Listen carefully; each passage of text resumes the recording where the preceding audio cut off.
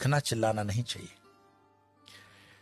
हो सकता है कि पाकिस्तान से ये बात आती हो कि भारत को जो है कन्वर्ट कर लेंगे गजवाए हिंद, पर गजवाए हिंद करने की जरूरत ही नहीं पड़ेगी। कुछ सालों के अंदर वैसे ही उनकी पॉपुलेशन बढ़ जाएगी। आज इंग्लैंड और लंदन की स्थितियां देखते हो, शरीयत का कानून लंदन में लग रहा है, ऑस्ट्रेलिया में स्थितियां खराब हो गई है, जर्मनी में खराब हो गई। ये बहुत अच्छी स्ट्रेटेजी है इस्लाम की कि वो अपने एक्सेस पॉपुलेशन को दूसरे देशों में डेमोक्रेसी की आड़ में बेच देता है, बाद में वहां पे शरीयत का कानून लगवा देता है, लेकिन अरब कंट्री के अंदर कोई भी रेफ्यूजी नहीं रखा जाता है। मैं एक रिपोर्ट देख रहा था बीबीसी की, शायद बीबीसी की रिपोर्ट थी, जहां पे सऊदिया का जो वर्टिकल शेयर बन रहा है उसमें कई गांवों के लोगों को मरवा दिया उसने, ऐसा आरोप है उन पर।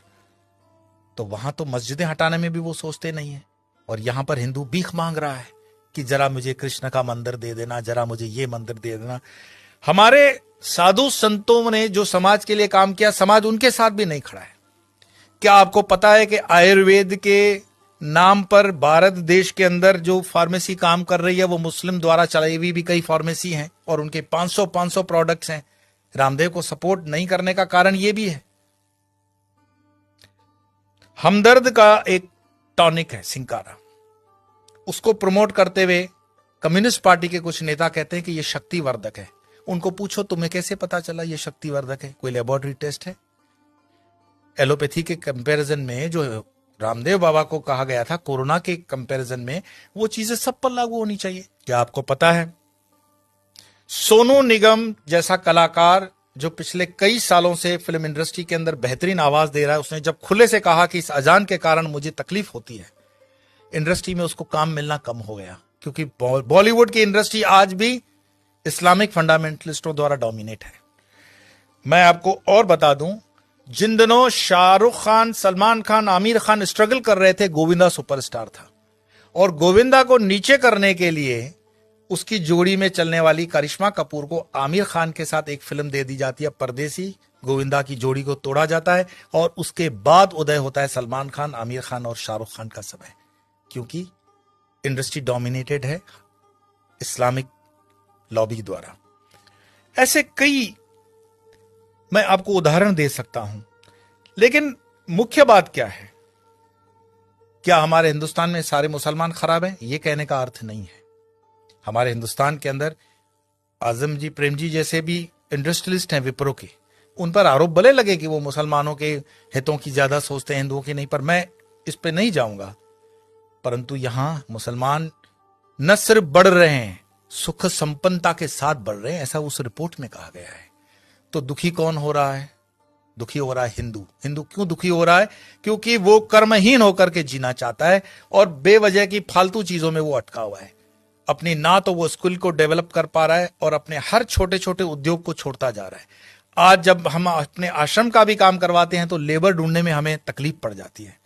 देश के अंदर कोई बेरोजगारी प्राइवेट सेक्टर में नहीं है, लेकिन कोई रबिश होते हैं जर्नलिस्ट जो अपना खीसा गर्म करने के लिए, जनता को गुमराह करने के लिए अलग अलग रिपोर्ट्स देते हैं। देश के अंदर आज भी उतना ही रोजगार है, अगर युवान ठान ले तो बहुत कुछ कर सकता है, लेकिन जो आप जगह खाली करते हो वो दूसरा आता है।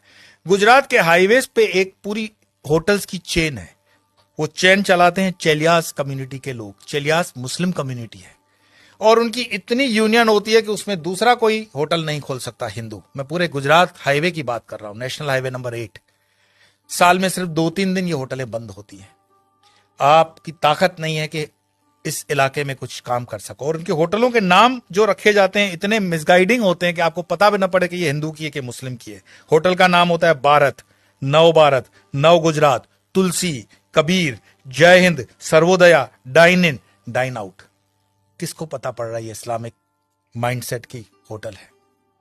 लेकिन सारे ट्रक ड्राइवर जानते हैं ये अपने वाले की है, लेकिन हिंदू को इतना बुद्धि नहीं होता कि ये किस होटल में जा रहा है, क्या खा रहा है, क्योंकि जीवन भर हमने हलाल खाने के लिए ही ठेका ले रखा है। हिंदू को इतना स्वाभिमान नहीं है कि वो कह दे कि जो मैं खान पान खाता हूं तो मेरे प्रोडक्ट पर तुम लोग सात्विक, राजसिक या तामसिक का लेबल लगाओ। भाई सात्विक है तो उसको ऑरेंज कर दो, राजसिक है तो उसको लाल कर दो, तामसिक है तो उसको काला कर दो, वेजिटेरियन का ग्रीन तो है ही। हर चीज पे हलाल लगा हुआ है, और हलाल का तुम्हें मलाल भी नहीं है।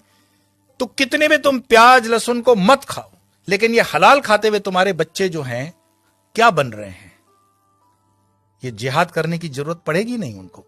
ये साधु संतों को भी सोचना पड़ेगा कि तुम शेर को भी घास खिलाओगे, गाय को भी घास खिलाओगे, क्षत्रियों को भी घास खिलाओगे और ब्राह्मणों को भी घास खिलाओगे। हमने खान पान को बदल करके पूरे डीएनए सिस्टम को बदलने का पाप किया है, और जब इस पाप की हम ठीक से बैलेंस नहीं करते हैं तब तक इस पॉपुलेशन को ठीक करना बड़ा मुश्किल होगा। एक इंसान, ये वीडियो समाप्त करने से पहले मैं बता रहा हूं, एक इंसान जिसने अलीगढ़ मुस्लिम यूनिवर्सिटी का स्थापना किया था, सर सैयद, उसने सिर्फ ख्वाब देखा था पाकिस्तान बनाने का, कि एक ऐसा देश बन सकता है। एक टाइपराइटर और एक इंसान जिन्ना, जिसने देश बनाकर दिखा दिया, और यह चीज इतिहास के अंदर दर्ज है। क्या पता ओवैसी जो कह रहा हो उसको हम सीरियसली नहीं ले रहे हैं। अगर शाहबानू केस कोर्ट का इधर उधर हो सकता है तो राम मंदिर का केस भी राहुल गांधी तो बोले थे कि हम कर देंगे, ऐसा उन पर आरोप है, प्रमोद जी ने लगाया था। हिंदुओं को जागना पड़ेगा। कोई शंकराचार्य फिर से आए ना आए इसकी कोई गारंटी नहीं है। शंकराचार्य जी की जयंती मनाने से सिर्फ इतना ही मैसेज मिलता है, उत्तिष्ठ जागृत प्राप्य वरानी बत, उठो जागो, अपनी जवाबदारी लो। कब तक दूसरों के कंधों पे रहोगे कि ये तुम्हारी जवाबदारी लेगा? और धर्म का काम चेतना जगाना है। बाकी ये मेरा वीडियो मरे हुए लोगों के लिए तो है नहीं, चैतन्य लोगों के लिए। और चैतन्य जो सुन रहे हैं उनको लगता है कि आगे 2-4 चैतन्य है तो फॉरवर्ड कर देना, और मरे हुए लोगों को वीडियो देखने के लिए मैं कोई आग्रह करता ही नहीं हूं। आपके भीतर आपका सनातन जागे, भारत जागे, हिंदुत्व जागे। इसी प्रार्थना के साथ इतना ही। कल फिर मिलेंगे अन्य विषय को।